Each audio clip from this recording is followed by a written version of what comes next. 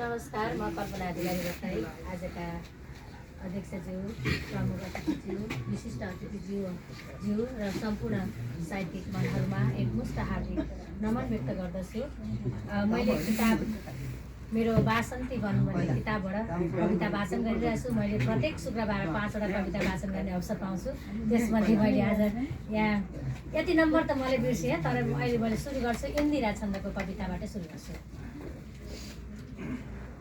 प्रकृति झैं कुनै शीर्षक टलला टल्किँदा चाँदनी चुली हृदय नाच्दछन् गर्वले झुली स्फुरण हुन्छ उन्मेष चेतना प्रकृति झैं कुनै हुन्न सिर्जना सलल बग्दछन् चौदिशा नदी अमृत फुल्दछन् दिव्य ओखती भ्रमर फुलको चुम्छ बासना प्रकृति झैं कुनै हुन्न सिर्जना फसल पस्किने शैलका गरा मृदु र बल्लरी कान्त कन्दरा जुही छर्छ बासना प्रकृति झैं कुनै हुन्न सिर्जना सकल जीवमा प्राण भर्दछन् विकल हर्तका दुःख हर्दछन् बननी कुञ्ज छन् छाहरी घना बननी कुञ्ज छन् छाहरी घना प्रकृति झैं कुनै हुन्न सिर्जना खनिज तत्त्व छन् स्वर्ण पिपला शिखर सिरसिरे वायु शीतल मयूर नाच्दछन् कोइली धुना प्रकृति झैं कुनै हुन्न सिर्जना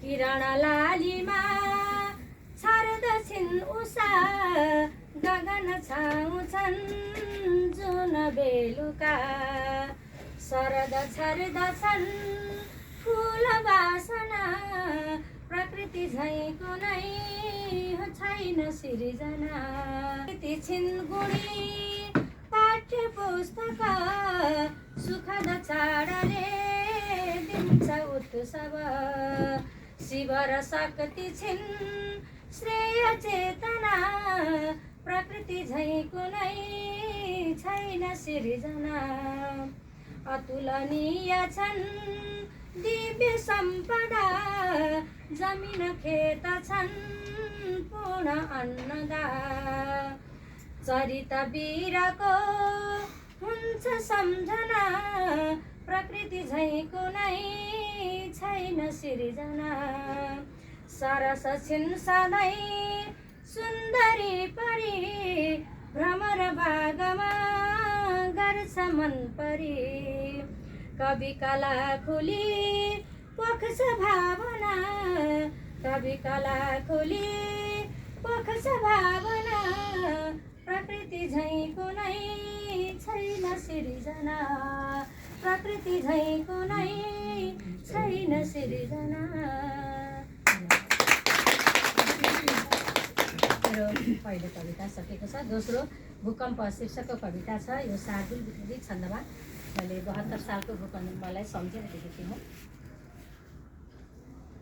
पायो चाल दिमागले थरथरी कापुदै गरेका घर कस्तो खेल थियो आहो समयको लाग्दैछ अहिले डर वर्षौंसम्म हजार कम्पन गए भन्थे पराकम्पन अहिलेसम्म छ त्रासको धङधङी थामिन्न यो धड्कन निस्के वाक्य गुहार उच्च स्वरमा मिल्ला भरोसा भनी घुम्छन् खाट दलान आँगन धुरी जातो बनी फनफनी ती पर्खाल ढले ढले रुखहरू घरके उषा मन्जिला देउताका मठ बौद्ध गुम्बज ढले बुच्चै भए मन्दिरा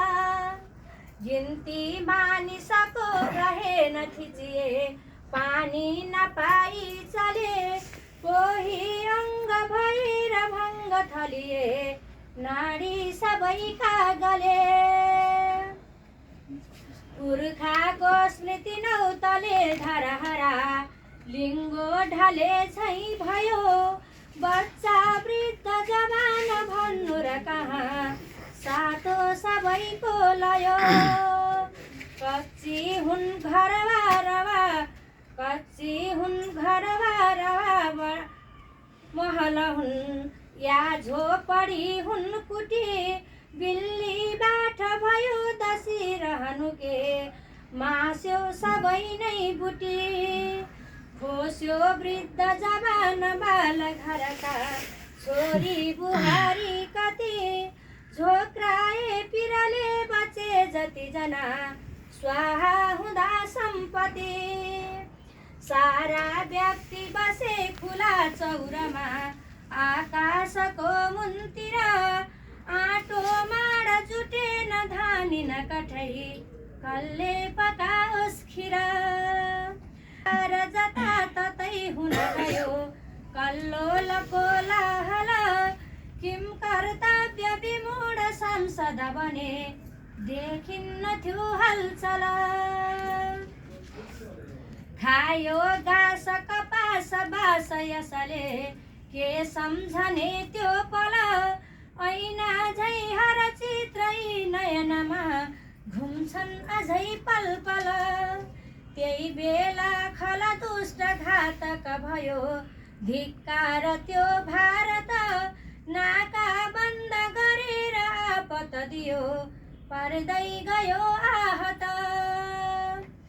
आएको पनि दान गायब भयो खस्क्यो अझै हालत पैसा टन्न कमाउने नियतले बाँडे कमै राहत सानो सुन्दर शान्तिको सदनमा दैवी विपत हे हरि यस्तो काल कराल भोग्न नपरोस् यो जिन्दगानी भरि यस्तो काल कराल भोग्न नपरोस् यो जिन्दगानी भरि।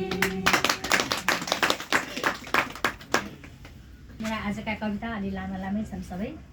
यो सृष्टिकर्ता यो मैले आमाको सम्मानमा सृजना यात्रामा सुरुमा लेखेको कविता हो। यो इन्द्रवज्र छन्दमा लेखेको छु। कविता यसरी सुरु गर्छु। यो विश्व हो सुन्दर फुलबारी ब्रह्माण्ड रचने विधि ब्रह्मचारी ब्रह्मा मुरारी त्रिपुरान्तकारी स्रष्टा र सञ्चालक अन्त्यकारी छन् चाहिने वस्तु हरेक थोक अद्भुत शिल्पी विधिको छ सोच छन् मूल्यवान जे जति छन् धरामा सञ्जीवनी फुल्छ गरा गरामा ब्रह्मा बसे आदिम सृष्टि हाँकी आमा रचे सृजना गर्न बाँकी आत्मा विधाता हर प्राणदाता सन्तानकी स्रोत समस्त माता यो लोक देखा उनको खडाकी आयो पय काख राखी गोविन्द गौरीश्वर या विधाता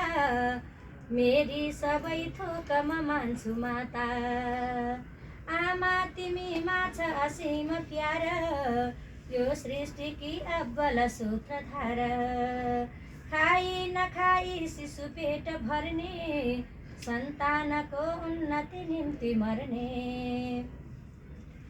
बिर्सेर आफ्ना पिरताप सारा खान्छौ तिमी सन्तति मात्र प्यारा माता तिमी हौ शिशु पाठशाला आमा तिमी नै गुरु वर्णमाला के शब्दमा वर्णन गर्नु मैले सद्भावको भाव थिएन पहिले गाढा गुणसार तत्त्व बुझ्दैछु अहिले जननी महत्व।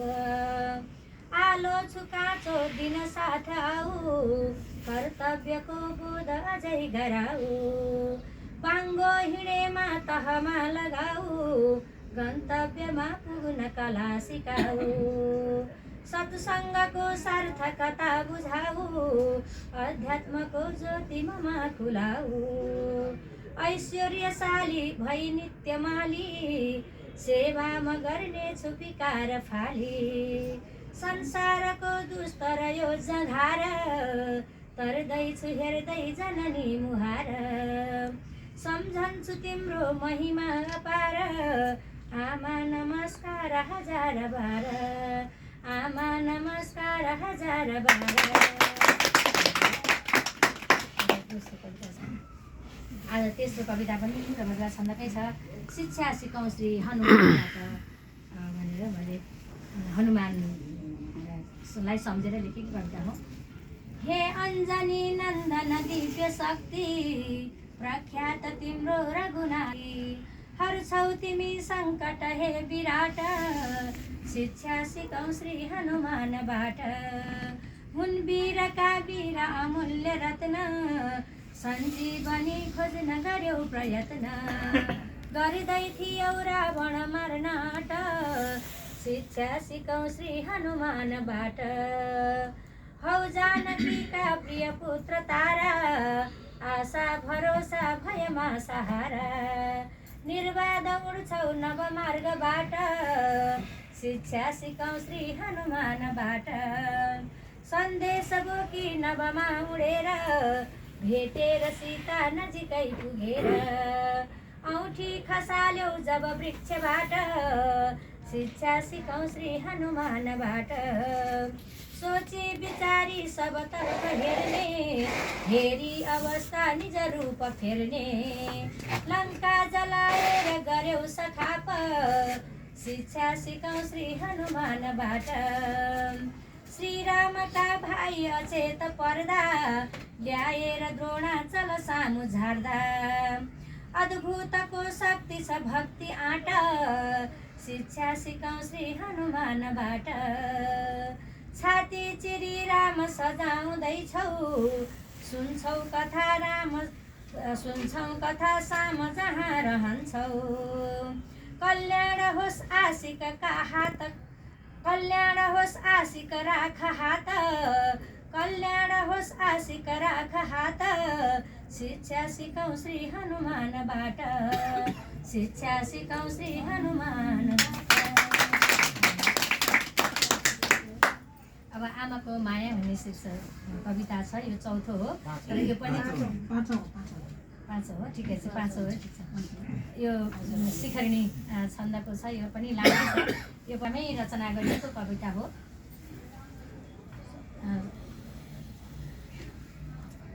अहो आमा भन्ने गहन पदवी धन, उतार्छिन् धरतीमा तनय तनयाको उपवन।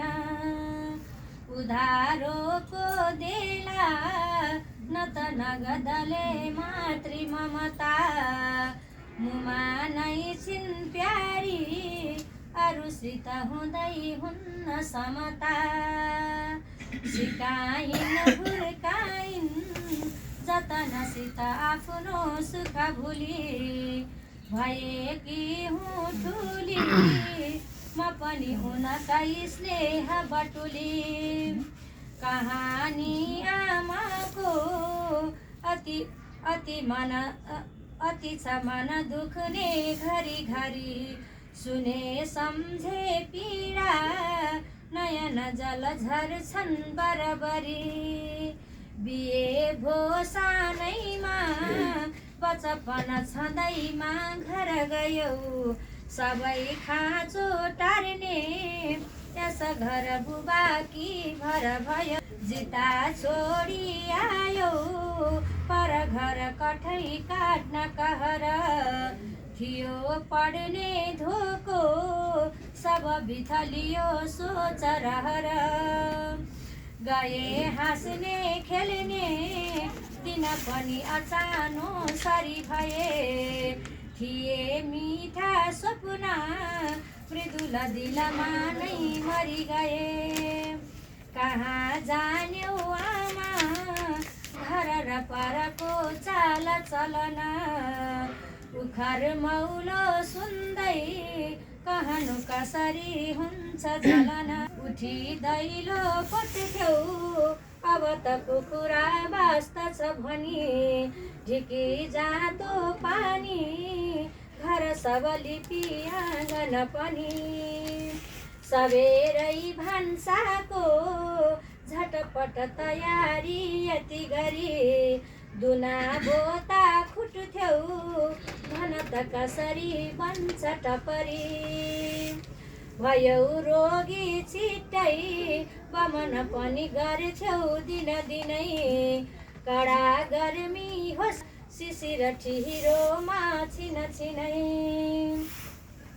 कठै बग्थ्यो आमा रगत पनि नातागत हुँदा सुकाइथ्यौ घाँटी हलन चलकी बेसकन रुँदा न तातो पानी न त समयमा औषधि भयो सधैँ ठोक्दा छाती मुटुदमा चढी छटपट थियो न बाबा साथैमा न त अरू भए साथ उहिले न हाँगो भोटेक्ने न त भर दिने हात पहिले थियौँ छोरा छोरी अबुझ बिचरा ज्ञान बिनुको डुली हिँड्थ्यौँ उपुरी कसरी बुझ्नु घरको थिए भैँसी बाख्रा नको गर्नु छ सदा कुँडो पानी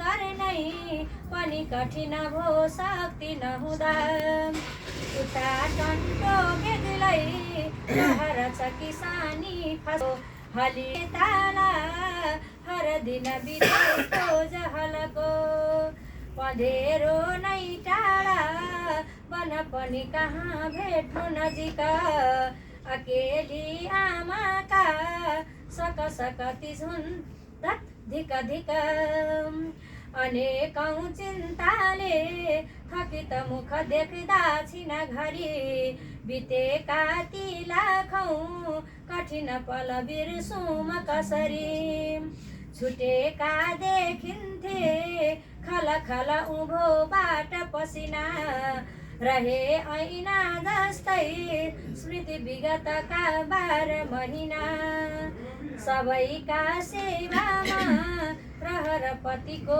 वाञ्छित थियो गरौँ सेवा भन्ने मुलुक हितमै केन्द्रित थियो बलेको देखिन्थ्यो थप पिताको चिटेको चौतारी शुभ सुखद भो याद बलियो बने धारा पानी पुलै स्मृति गुती भए सेवा मिल्दा सकल जनताका मन खुसी कमै चासो हुन्थ्यो घरतिर उहाँको अनुभव दुरा डाँडा चिन्ने अभिरुचि लिने कोही छ कि अब उहाँ लागि पर्दा पर पर विद्यालय खुले उहाँले गर्दा नै घर आ विद्युत बले थियो धेरै गर्ने अझ पनि इरादा सब जले व्यथाले गजनाले विचलित बुबाका दिन ढले सधैँ भन्थ्यौ आमा पढ भनी पढ्न सिकियो गुणी शिक्षा पाई खुरु सिँढी सुस्त चढियो सधैँ ऊर्जा दिन्थ्यौ प्रगति गतिला गर्नु छ भनी लुकाई राखिथ्यौ अति जहरीला कत पनि हुँदा मिठो खान्थ्यौ हर चिज छ अहिले घरभरि तिमी खान्नौ खाए कति चिज म दिन्थे 100 थरी भयो रोगी आमा, जिउ पनि भयो जीर्ण पिजडा। तिमीसँगै सुत्ने रहर छ बनी बाल बचरा। बुबा सेवा गर्ने मुलुक भरिको एक अतिथि। साहसी हौ आमा, घर रथ चलायौ जति तति। झमेलाती टार्यौ सुझबुझ तिमी भित्र छ अति। झमेलाती टार्यौ सुझबुझ तिमी भित्र छ अति। ऋणी छौ हे आमा, गुण छ कसरी तिर्नु र कति। हे आमा, गुण छ कसरी तिर्नु र कति। हार्दिक धन्यवाद।